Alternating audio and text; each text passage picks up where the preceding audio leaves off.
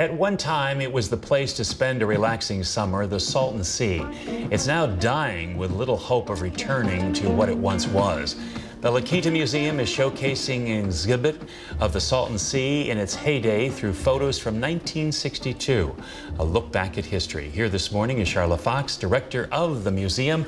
It's good to have you back with us. Thank you. This is fascinating.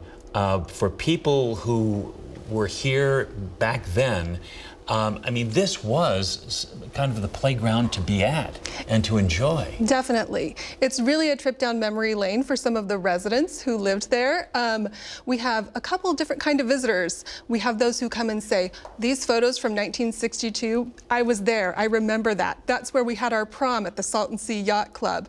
And then we have our other visitors who say, I didn't realize that this was ever like this at the Salton Sea. So it's been really interesting to see the reactions. And so how did you get these photos? Where did they come from?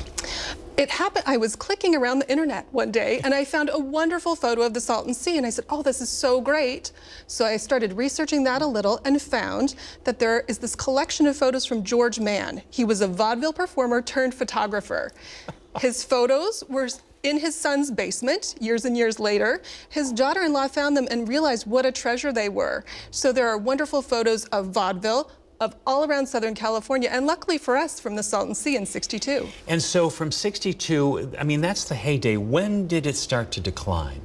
I would say in the '70s, there were some tropical storms that caused flooding. So a lot of the resorts and things around the edge of the lake had to move.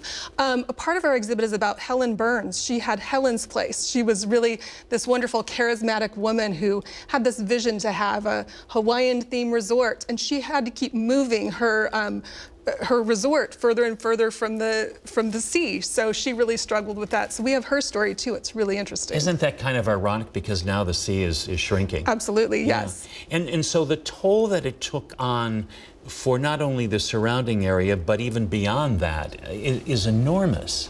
Yes, it is.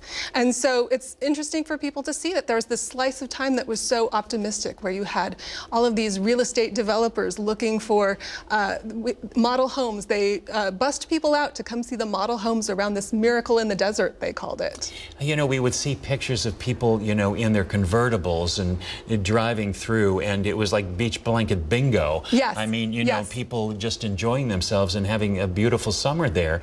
And now when you drive through and you see, you know, the property that's lost and what it's done to the area, it really has become a ghost town. It really has.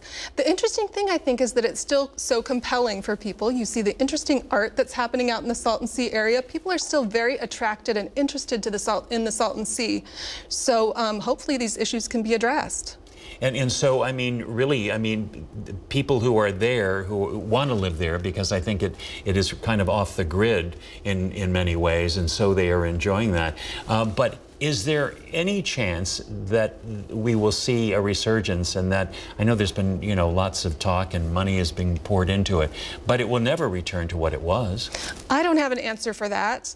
I know that Governor Newsom just wants to have much more money devoted to saving the Salton Sea, and so there's hope. Well, I tell you, it's fascinating. It will be on until March 28th, yes. So you've got to get to La Quinta to see it. Absolutely. All right, thank you so much for being. Appreciate it.